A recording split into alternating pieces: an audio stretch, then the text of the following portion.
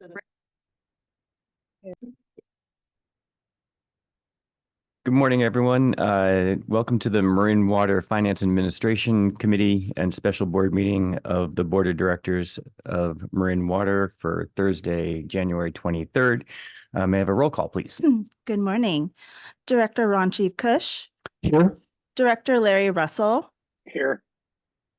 Vice Chair Diana Mayer. Here. And Chair Jed Smith. Here. And for the record, Director Matt Sampson is out today. Terrific. And adoption of the agenda. May I have a motion, please? So moved. Second. Any public comment on the adoption of the agenda? There are none. Terrific. Roll call, please. Director Kush. Aye. Director Russell. Aye. Vice Chair Mayer. Aye. And Chair Smith. Aye. All right. Let's say any public comment on non-agenda matters. There are none. Great. So today we have a regular board update of the finance monthly financials, our audit report, and then we'll have our head of human resources give us an update, which we always appreciate, on the staff and other administrative items. So we'll start off with our regular item 4A. Brett Uppendale. Oh, That's yep. the minutes. The minutes. May I please have 4A, motion to approve the minutes, please. Motion, I make a motion to approve the minutes. Seconded. Public comments on the minutes. There are none. Great. Roll call, please. Director Kush. Aye. Director Russell. Aye. Vice Chair Mayer. Aye. And Chair Smith. Aye. Thank Okay. you. All right. 4B, our comprehensive financial report and the auditor's memorandum with Brett. Great. Thank you very much, Chair Smith. My name is Brett Uppendale. I'm the Finance Director. This item today is a submittal of our annual comprehensive financial report. This report and the financial statements have been audited by Mays and Associates, and we have David Alvey with us here today, the principal on the project. Mays and Associates is a public accounting firm licensed and qualified to perform audits of local governments within the state of California. Without too much more, I'm going to turn it over to David to present the results of this year's audit. And I'll go ahead and share my screen.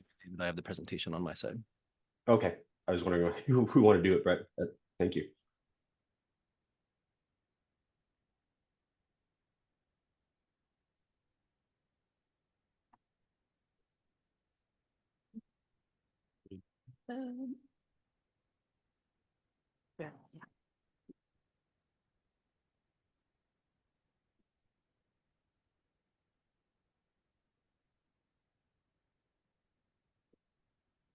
Do you want me to share it on my? Oh, there you go. Perfect. Got it here. Thanks. Great. Let me just resize everything. Okay, so good morning, Chair and members of the board. My name is David Alvey. I'm a CPA and audit partner with Mays and Associates, and we are the district's independent external auditor, and we're here to present the annual comprehensive financial report for the year ending June 30, 2020. Next slide, please.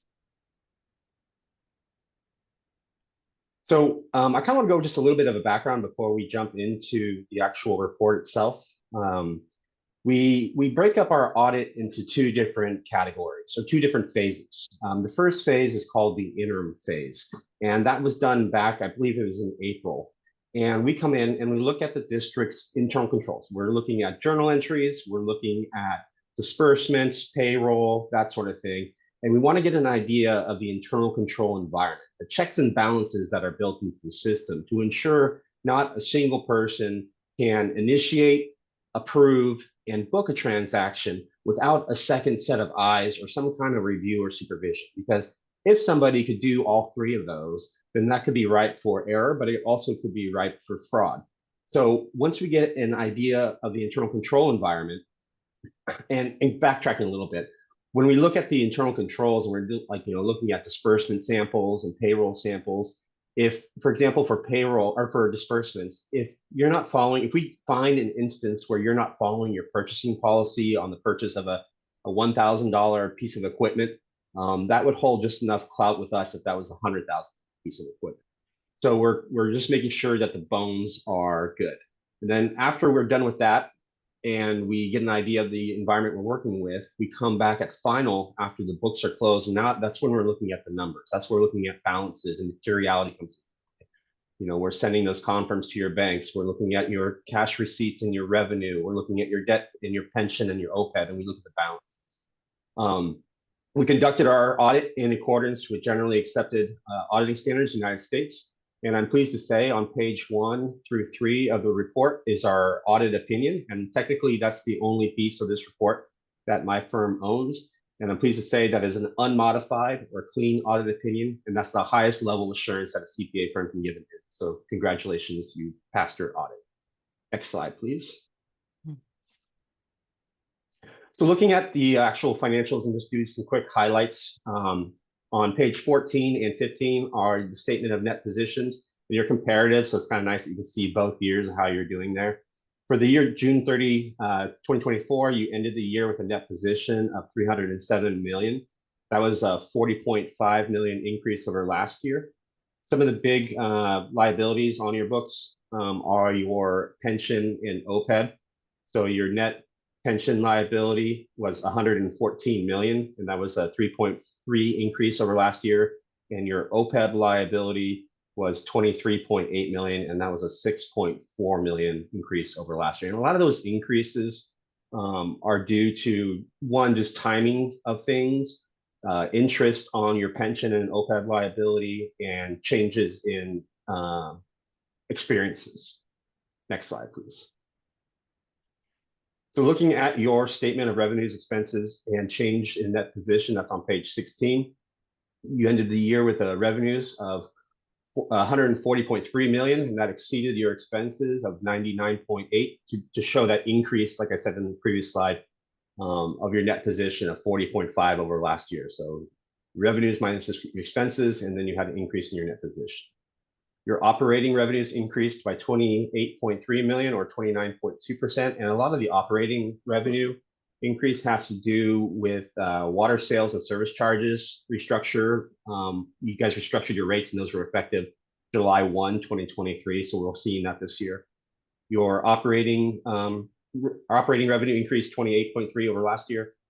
Your operating expense increased $3 million, so very little increase, or 3% over last year. And the operating expense is really having to do with your personnel costs of not only COLA, but also just your pension and OPEB liability changes, and as well as there's an increase in electric expenses for water purchases. Your non-operating income increased 2.1 over last year. And like in 2022, I believe it was, you got federal money for a arrearage program to clear out those past due water bills. And so we had a single audit in 2022, and we're just actually wrapping up the single audit for that same program for 2024 last week. Next slide, please. So also I am required by auditing standards to have a discussion with you of things I found during the audit. And this is also known as the management letter. So the memorandum on internal controls, we break it out into 3 categories. Material weakness means that something material can flow through the internal controls of the district and not get caught. Nothing to report there. Significant deficiencies is something significant can flow through the internal control environment, not get caught. Nothing there. And then the last is this catch-all, other matters that don't fall in the 2 buckets above. And we do have just one about the super user access, and this is more just to let you know that we typically don't like super users in finance. And then the other part of the other matters is the Government Accounting Standards Board pronouncements. There's about 4 that are coming down the next couple years, and so we just want to make sure you're up to speed on what's coming down the pipeline on that. The second half of this document is the required communication. I'm required to tell you that we had no disagreements with management. We had no material journal entries to or no material journal entries to give you. We had no issues with accounting estimates or assumptions. As management and accountants have to have certain assumptions, fair market value of investments or useful life capital assets. We had no issues with any of management's accounting assumptions. And we have no reason to believe that our scope was limited, that management was trying to withhold information from us. They were very open and accommodating to all of our questions and inquiries. And we don't think that management had another CPA firm waiting in the wings just in case we didn't issue an unmodified audit opinion. Next slide. And with that, I just want to thank Brett and Shelley and Helen and your finance team. You guys have a great group there, and it's a pleasure to work with them. And I'd like to open up to any questions you might have about the audit process. Great. Thank you, David. Any comments, Ranjiv? Yeah, thank you, Jed. Thanks, David, for the presentation. First, congratulations, Brett and team, for the clean audit. Some of us that haven't been through these in other businesses may take them for granted, but I mean, those of us that have been through them will not. So it's a notable achievement to have a clean audit, for particularly given the complexity of our operations. But I don't think for this meeting, I know that maybe it's when we review budgets, you do give us an update on our funding for pension and OPEB liabilities. So I don't want to derail the meeting today with a discussion of that, but just something that always gets our attention, and it'll be good to, get the update when it's timely. David, just one question for you. The single audit, I believe those are required for federal funding. Can you just describe what's unique about the single audit? Yeah, absolutely. So a single audit is required anytime you have federal fundings of more than 750,000 in expenses each year. And actually, for next year, that's going to go up to $1 million in expenses. And so you have a grant for the arrearage program, so that it's like a 1.7 million, I believe it was, to wipe out some past due water bills that people have accumulated. And that came out of the COVID funding. And you had it in 2022, and then you had it again for 2024. And so that is a compliance audit. So there's no materiality, there's no auditor judgment. It's very clear that, if you have to use this money for a specific reason, you have to have the backup of what it is used for. And if there's any kind of reporting that needs to be done to the federal agency, those have to be done. So it's very, very clean cut in terms of it says that you have to sign that grant agreement with a blue pen standing on your head. You better have a picture of yourself standing on your head with a blue pen in your hand. It's all compliance. Got it. Understood. Thank you. Great. Diana? I don't have anything. Thank you, David, and congratulations, Brett. Great. Larry, any comments? No, Ranji beat me to it. Great. I just want to thank Ben and Brett for giving me the opportunity to speak with our auditor independently. It's something that's done in all the corporate boards and nonprofit boards. I gather it's not a regular common thing to do in public entities like this, but I had a great conversation with our auditor, and he has the utmost respect and admiration for this team. So well done. Thank you. Any public comments? There are none. Terrific. So this is just for information only, and we'll move on to item 4C, which is our monthly financial update with Brett. Thank you.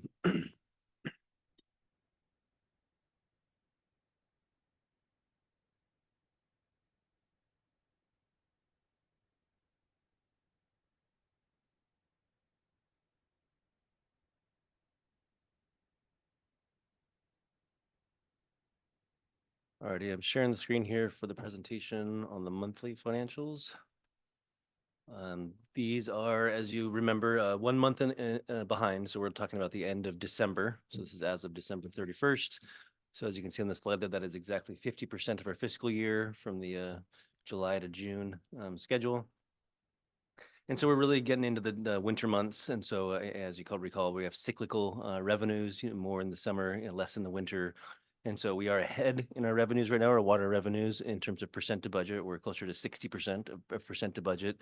Again, that'll kind of regress towards the linear kind of trajectory over the next few months as we kind of get these 2 or 3 cycles of lower water use. But nonetheless, we are pretty much on track there as we'd expect to be. And I'll show you that in the next slide. We kind of break down each of those revenue sources underneath our water revenue header. Obviously, that's our largest revenue here at the district. So we are very, very mindful of the trends that we're seeing there on a month-to-month basis. So in terms of operating revenue, that dominates the overall kind of trajectory there, 58% overall in operating revenue. You can see that is still clearly more than last year as of this time, as the kind of second year of rate increases has been in effect now for 6 months. Capital revenue is much more fixed in nature. It's capital maintenance fee, which is a fixed fee, as well as any fire flow funds. And so that is going to always be closer to the kind of annual trajectory, so closer to 50%. That's going to be lagging each month as we look at capital revenue, because we do have our capital maintenance fee waiver program where certain customers are receiving a lesser charge due to fire flow considerations. And so that will be a little bit below the 100% budget all year long, but that is accounted for in the overall financial plan. On the expense side here, this is, operations that you Excuse see. me, Brett. What are fire flow considerations? Fire flow considerations. So when we adopted the capital maintenance fee back in 2018, it was based almost entirely on meter size. And as a consideration to customers within our service area that only have a higher meter size for fire flow needs as required by their local jurisdictions or by building codes, we were able to kind of charge them a lesser amount based on what the district would normally charge residential residential properties of that category. So essentially, if you have to install a larger meter just to meet fire flow needs, we're not charging you the same fee. We're charging you the fee that would be normally applied to your residents. Thank you. Okay, so going to expenditures here, operating expenses here on the top, actually on this, on the top half of the slide, those tend to be a little more regular, right? They're not as cyclical from one part of the year to the next part of the year. We're a little behind on personnel services as we have been for the last, year and a half or so. We are getting each and every month, we're getting closer and closer to being fully full on our vacancies. And I'm sure that Vicky will talk about that in a little bit on the next item. But we are going to have some salary savings. You can see here if we've made it halfway through the year and we're a couple percent below on our personnel services, we're more likely to end the year less than budget there. So we'll have some level of savings. You may recall that last year that was one of the more significant expenditure savings that we had. So I'll be tracking that more closely as we get into the spring and into budget planning to have a better number for you there in terms of where we think we'll end the year. Maintenance operations is a little bit lagging, it's lagging more than it was last year. And some of this is a timing issue. Some of it just is have we paid our invoices yet? Have we not? And some of it is we are seeing some lower costs. We're seeing some leveling of costs in some of the areas. And I think primarily in some of our paving and operations. We'll be looking into that in the budget cycle too to make sure we have the right budget set there. But we were seeing some steep increases 2 to 3 years ago, and that's starting to level off now. And I think we've had some discussion at that at the operations committees as well. But it's a good sign. I mean, we're not going to just spend the money there if we don't need to. So a big part of that kind of behind trend there is just a little bit lower than expected expenditures on our paving contracts, which again is a good thing.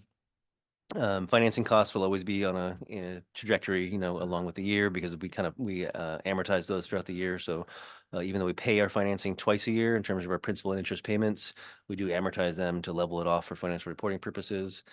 And so bottom line there, operating expenses were, a little bit under, meaning better than budget. So, at 50% of the year, we're at 45% of our overall operating budget, which implies we'll have some level of savings again. And that's largely due to our personnel services. Capital expenses there at the bottom, we are starting to see a good healthy catch up. If you recall, throughout the year, we've been lagging in that category as we've been trying to get contracts encumbered and some of the bigger project expenses out. We've now kind of eclipsed the year kind of a trajectory. And so we're at 56% of capital spending. In my mind, that's a positive thing. That means we're making some good progress on some of our capital projects. We're starting to encumber contracts and we're getting in a good position to be here in the construction season once the spring starts to really be spending that capital budget more in full and get some projects done. So to me, it's a good thing there that we're ahead of our trajectory. And then bottom line, if you take them all together, we're pretty much right on 49% between capital and operating. So I think we're in a pretty good spot there for halfway through the fiscal year. Okay, so as I mentioned on the revenue slide, this kind of breaks out our revenue, our major revenue pieces within water revenue. So water sales on the left there, service charge, which is a fixed fee towards the middle. Watershed fee, which is variable based on sales, but doesn't have the tiers to it. So you don't get quite the accelerators or the decelerators and the seasonality there. And then capital maintenance fee, which I was just talking about before about that's going to be a little less than budget at all times, just because of the way we have our fee waiver program set up there. But, I think the big piece here is looking at water sales on the left. And so we've been bouncing around kind of, a little bit less than 100% for most of the spring, or most of the fall, I should say. Over the last 2 months, we've really gotten close to kind of that core, kind of winter water use in terms of where we thought the budget would be, where the actuals are. So 98% in November, 101% in December. That really translates well if you look to the very, very bottom of the slide where it says percent of expected actuals. That means where we would expect to be this year if we were, perfectly in line with budget, given the month-to-month, variations. So we're right at 100%, which on the variable side of water sales is, probably more lucky than anything, but it's good news in the sense that we're not deviating in any major way. I would expect to see similar results in January and February as we're kind of in the lower end months. And then we'll really have to pay attention in March, April, and May as we start to get back towards that summer to find out if we're on track. But all in all, this tells us we're really close to being on track for the year. We should end the year within a nice range of where we expected to be there on water sales. Service charge will be close to that 98% all year long. We don't expect anything to be variable there. Watershed fee, again, I would expect that as long as we're generally on track with our consumption estimates, we should expect watershed fee to end the year where we budgeted. And then capital maintenance fee, again, will be that 97-98%, all year long. So in my mind, at the halfway point, the midway point of the year, we're in a good place here. And this tells us that we can kind of continue our budget planning without making any major adjustments at this point.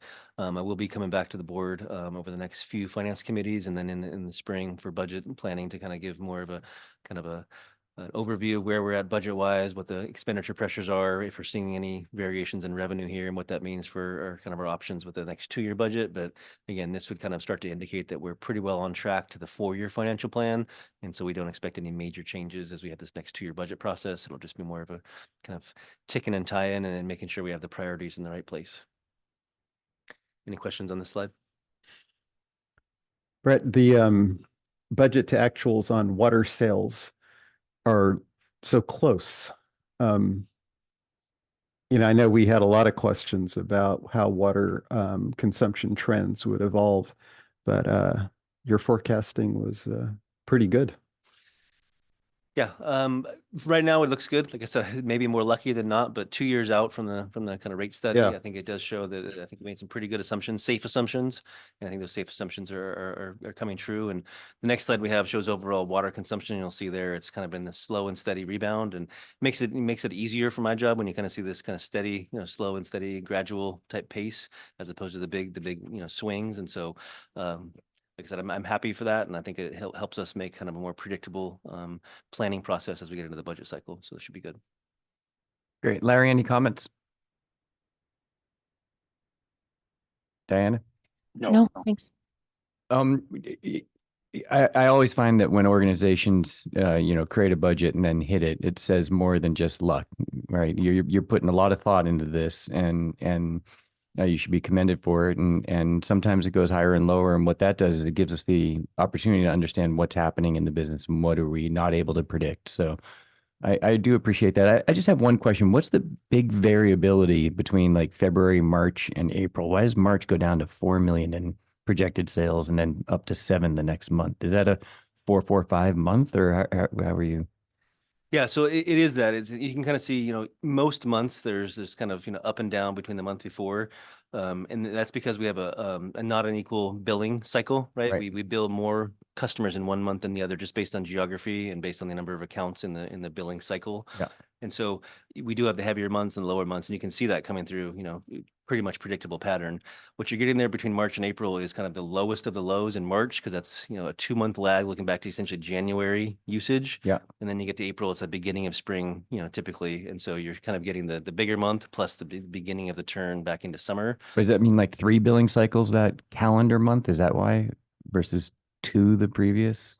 No, I mean, it's all, Because it's every. it's the same every 2 months. It's just Okay. a different size. We have it's like a 60% and a 40%, right? So you get 60% of your bills in one Got it. month, 40% the next month in terms of total dollars. Thank you. And then you layer on a period of when we expect the lowest demand. Exactly. Yeah. Then there's demand overall that's layered in there. And And then there's, seasonal variability that, we can't predict, in terms of, when exactly it gets dry, or, if we get one more rain in March that we didn't expect. So there's parts that will come up that'll be, some wild hairs there in the spring.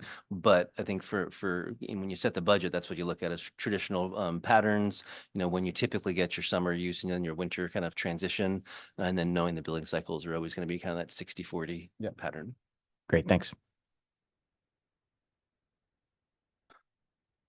Okay, so water consumption here, this is kind of the global view. This is in acre feet for the year. So the last couple of years, we've been hovering at the end of the year around 20,000 acre feet. So here we are as through December, we're at, right around 12,800, 12,796. And you can see how close we're starting to get to that long-term kind of 10-year trend line, right? I think a couple years ago, we were well below that. And as the regression to the mean kind of happens, we get more data in, and we had this little gradual bounce back year over year since the drought. We're now really close to our 10-year average. We're still significantly below where we were in 2020 and 2021. Those trends are probably going to be the highest we see in a long time. I think that's kind of this permanent shift, or at least semi-permanent shift in overall water consumption. But we are starting to see this gradual, 2 to 3% per year, bounce back. And so as of 6 months of the year here now, we're 6% ahead of where we were last year, which is a healthy increase. And we're still just fractions of a percent below our 10-year average. So again, predictable, generally in line with where we had expected to be in terms of the rate study that we did in 2023, and kind of showing a nice kind of balance between returning to normal, but also, got kind of some of those more permanent conservation behaviors kind of taking root over the long term. So I think it's in balance for the district. I think this is a good place to be. But one nuance on this slide, I think that's good to acknowledge, is that, over the period you're showing, the 10 years, there has been population growth. Not dramatic, but there has been some. And that also, the fact that we're still at the 10-year average is another indicator of the savings that we're achieving in terms of consumption. So yeah, it's a small maybe component, but I think it's just good to note that. Yeah, I also just wanted to mention, because Tuesday night, we were talking about how we aren't seeing much of a rebound that allowed us to capture the delta. And then here we see it looks like a pretty healthy rebound. And the difference is really the scale of what you're looking at. Tuesday night, we went back quite a number of years, and we saw the trend and identified a key part of that is the baseline assumption of demand that was this 21 peak. That's what was used in the strategic water supply assessment. Right. And the difference between that and where we are now is that 4,000 acre feet. And, this slow climb is part of the reason why we recommended being conservative and not assuming we'll go back to that baseline that we established and just grabbed half of it. But I would just say through this coming spring and summer will be good validation of that key assumption that we're sort of making as part of the water supply. Great, thanks.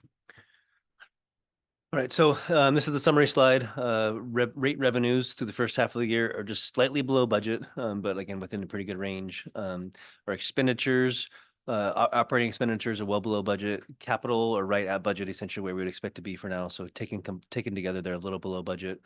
Total water consumption, as we just saw, is just slightly greater than our budgeted amount for the current year, but within 1% or 2%. And overall consumption is 6% higher than the prior year. So with that, I'm happy to take any additional questions. Great. Any more board comments?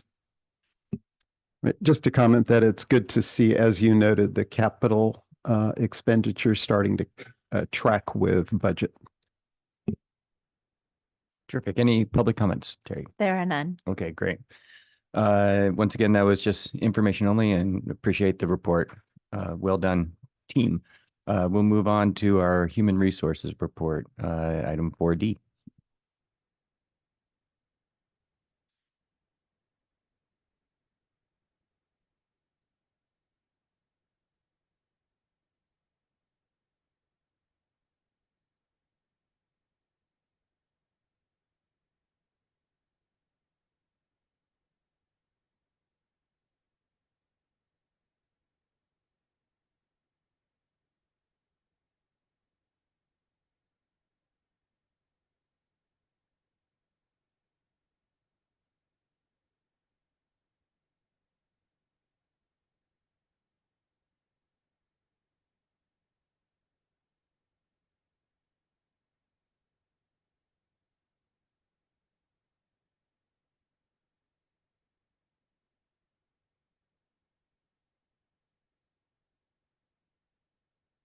Thank you for your patience. Good morning.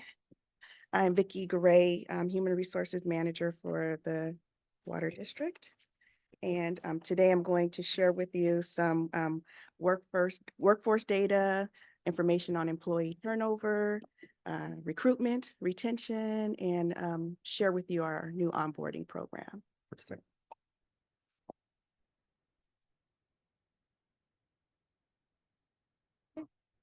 Sorry, I missed that slide. That was our overview. Yep. All right.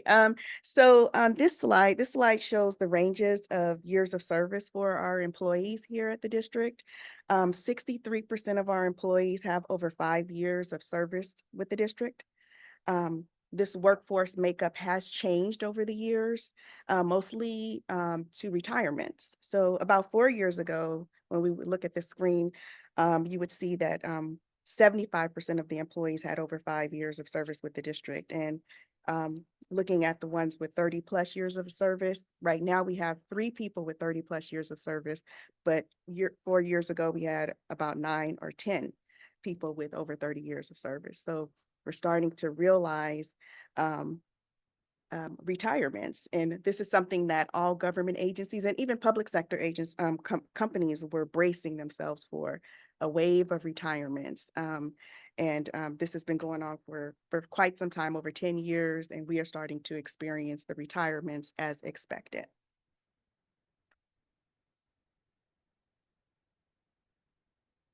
So this slide represents the number of employees who are currently eligible for retirement. So when I say eligible for retirement, it means that within the 5 years, they could be eligible to receive the minimum benefit or the maximum benefit. So those people with the 30 years of service and who have been here for over 30 years, they're looking at, the higher range of the benefit, and those at fewer years of services are at the lower end of the benefit. So it doesn't mean that 23% of our employees are going to retire right away, right? There are 2 different retirement categories. One is the classic retirement program, and that's the older retirement program, and the PEPRA. And the PEPRA is the new retirement program. PEPRA stands for Public Employee Pension Reform Act. So as the name implies, there was the pension program was reformed, meaning, and the difference now is that there's a difference in the amount, the way the pension is calculated. The retirement age has increased, and that for the eligibility for retirement, there's a cap on earnings that can be calculated towards retirement. So they did reform the pension program altogether, and that was CalPERS. That was the CalPERS initiative.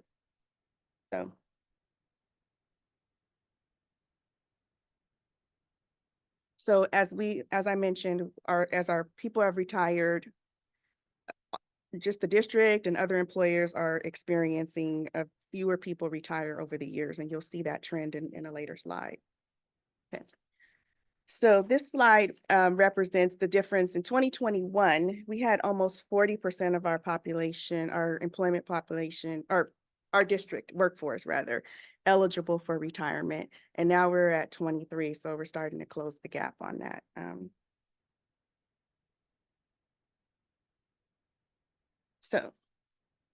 Even with the significant number of retirements, the district's turnover rate remains low in comparison to similar government agencies.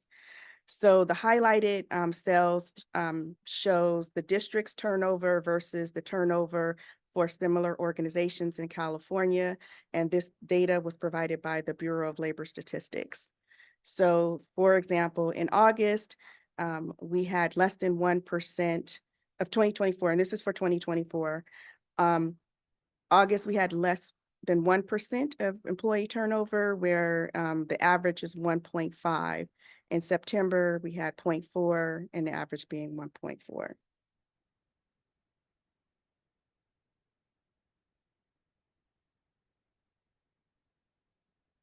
So these are our separations for over the years, just to show that trend. In 2020, as you see, it's pretty low because that was COVID and people weren't moving around, employers were laying off, and so people were kind of holding steady. In 2021, you start seeing people making decisions, right? It's called the Great Resignation, the Great Reconsideration, as values are starting to shift. So in 2021 and 22, you see a high number of retirements. And then in 2022 and 23 is when people started shifting and finding other opportunities. Again, result of COVID and the aftermath of COVID. In 2024, you start to see things settling down. So these are our numbers for in terms of separation over the years. I mean, that is massively significant. So it says a lot about the culture, the work that you've been doing, Ben, and more than just global external trends. So appreciate that report. This is a great slide. Thank you. Any other comments?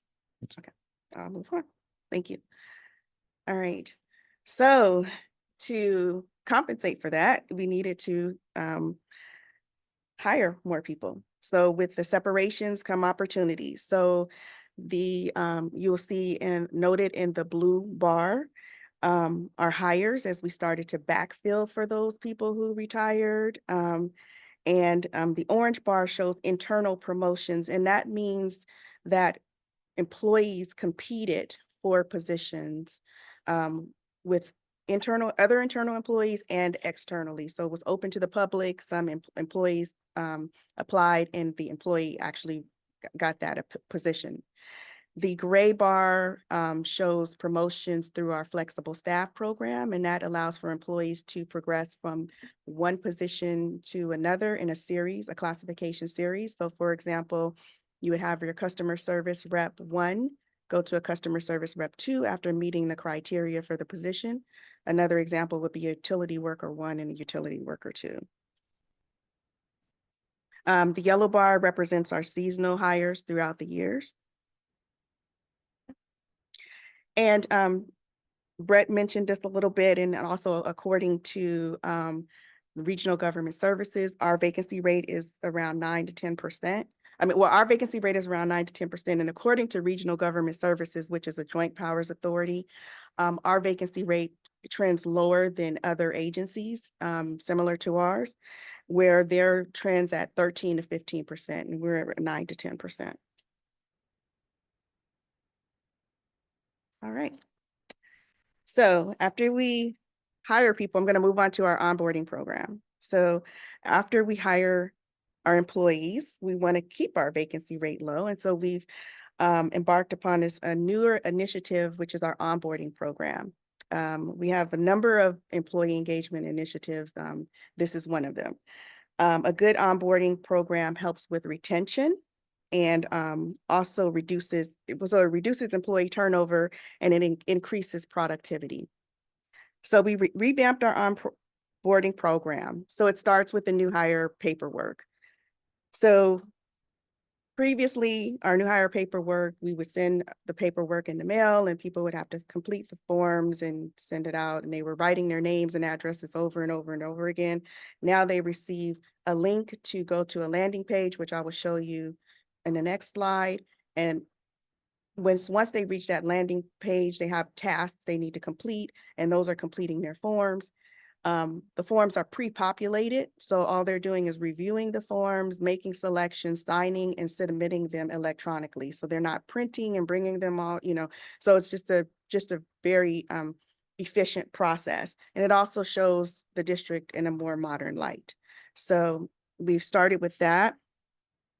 And then on our board, we actually have a general manager or welcome. So this is our landing page. And so when they get their welcome email from Marin Water after they get their final offer letter, they get a link to the landing page and they can start the process of the onboarding. So we do have a video. I can't have the audio because there's an echo, but I just want to show you the video.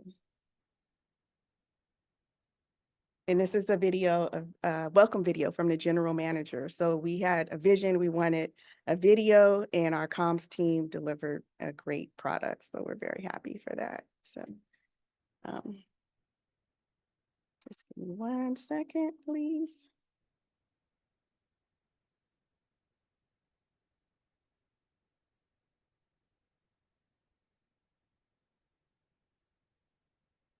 I have to stop share and start again. Yeah.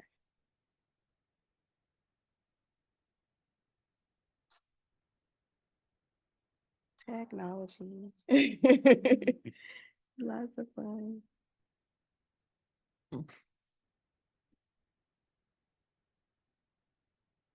I did this earlier. I came and did a test, so I'm not sure what's happening here. Give me 1 second, please.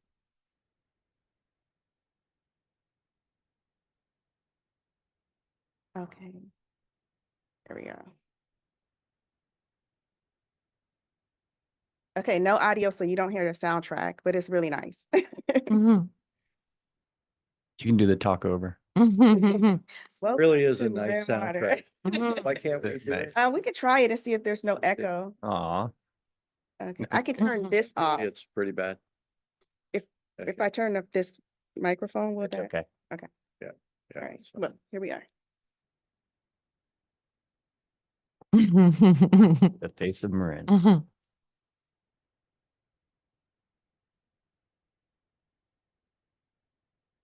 Ben, how many times did you? They put me through the ring. Yeah, for sure. It was He brutal. wasn't too bad. Mm. 4 or 5. So That's bad. on top of the treatment plan up at Bon Tempe Right. too. Was Hi. this filmed in-house or did you hire someone from outside? Our team did it in-house. Yeah. Awesome. The soundtrack makes all the difference. though. It's very kind of a pumped up. Yeah. soundtrack. Really well done. It's inspirational. It's Cool. Really, Adrian, your folks did a super great job. Thank you. But it just gives an opportunity to see Mhm. all the different types of work that, the jobs that are available here and the work that we do. So I mean, this whole program is what we had before was we didn't have an onboarding. I'll let Vicky. Mhm. Yeah. It's very, very significant. Why don't you send it to each of the board members so that we can Yeah, hear the that'd be- video, the audio on our own? Thank you. Okay. All right, so again, that's our landing page, and when new employees get our welcome email, they get a welcome video from the general manager. So speaking of our orientation, so what we had in the, before, we had an orientation where it was mostly paperwork and a good orientation. I mean, people really enjoyed it. Our HR technician would run the orientation, and we got really, really great reviews. People loved it, got good reviews. But there's always an opportunity to make some change. So we did keep that component because because people liked it, but we added to it. And so now it was the human resources, and then we'd have a safety orientation, but now we have presentations from our other subject matter experts, and we have a presentation from information technology, communication, our training and organizational development manager, and finance. So it's a nice, well done, full day orientation, really orienting the employee to the district, and it sets the tone for the year. And so also part of our onboarding is the buddy program, and you've heard Ben mention this when we talked about our strategic 5-year strategic plan. But the buddy program just provides an opportunity for the employee to have an additional resource. It doesn't take place, of course, of, what the manager and supervisor does with the employee, but it just gives the employee someone to go to for like day-to-day things, helping with socialization. Maybe they can assist with training if necessary or appropriate. Hey, it's like, where is that copy machine? I mean, you can lose 15 minutes looking for it.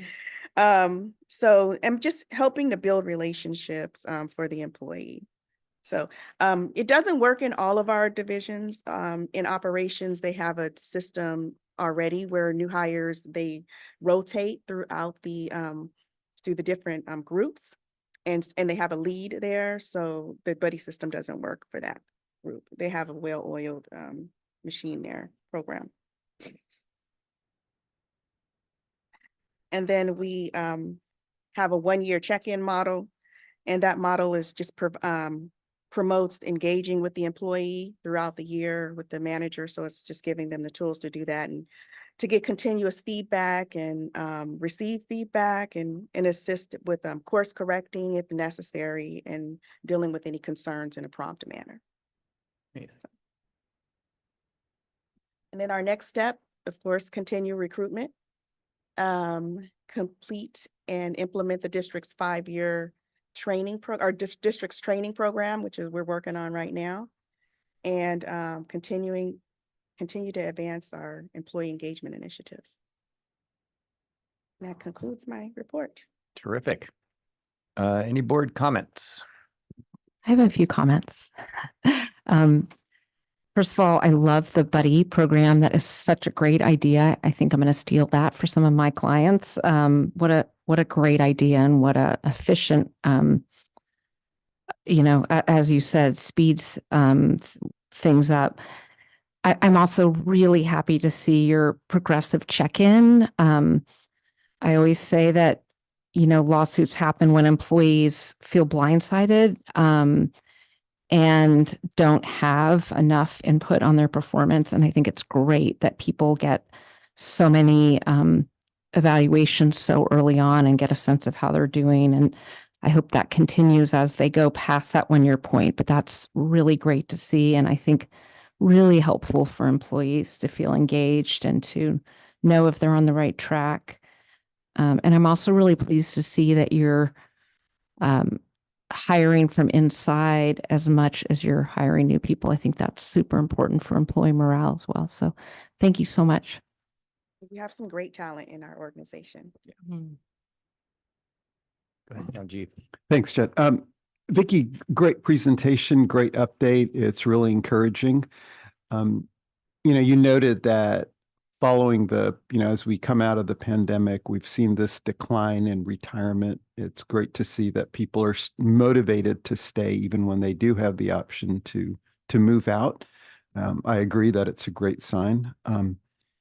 And I also agree, as Diana noted, this, the on-the-job training and capacity building opportunities that allow people to move up is very important. Just one question: when we are recruiting from the outside, are we getting good acceptance rate of offers? Do we have any trouble attracting new qualified candidates, or is that, we're also working equally well? Yeah, the recruitment program is working very well. We actually have a lot of touch points in our outreach, but there are some positions that are hard to fill. Right now, engineers are difficult to find. So, you just have to work your hardest to fill those positions. I mean, whatever angles you need to. That's actually industry-wide and beyond issue. And some are pointing to the Infrastructure Act, interestingly enough, that really brought so much money into infrastructure. You can't hire enough engineers to do the work, and we're seeing, and that'll work itself out in a couple of years, we think. But and there's some others, operators that just from an industry standpoint are difficult. I think engineers may settle out because the market kind of addresses that over time. Some of the others, we're being creative with bringing on trainees, like in operations, like we did in the watershed with Rangers, and other particularly unique. But generally, I think what we get pretty good candidate pools, really bringing in some great talent. Right. I think on the engineering market now, and that's not surprising. But hopefully, we don't perceive that as a real impediment to moving, what we're trying to do. It's something we can manage. Yeah. We, for example, probably have brought in greener engineers earlier in their career than maybe we initially targeted and thought out. But that's working well, right? But it just takes a little more coaching and mentoring and developing. But we are seeing, as we saw today, the capital program kind of starting to get some steam. So it seems like it's going okay. Terrific. Larry, any comments? Just thanks for the update. Yeah, I'm super appreciative. I hope it wasn't too much work, and I actually hope that doing these presentations is helpful for you as well as a check-in. And from what I see and from what I've heard internally from the staff, you should be super proud of the work that you're doing, both in onboarding and recruiting. And please use the board as much as you would like to help bring people in and recruit. We're your advocates. So thank you very much for the report. Any public comments? There are none. Okay, great. Well, that was for information only, and I think we'll just move on to upcoming meetings. Yes, so only the Finance and Administration Committee meeting will be meeting next month, and that is on the 27th at 9:30, Thursday. Thursday. Terrific. Okay, our meeting is adjourned. Thank you, everybody. Nice. 51 minutes.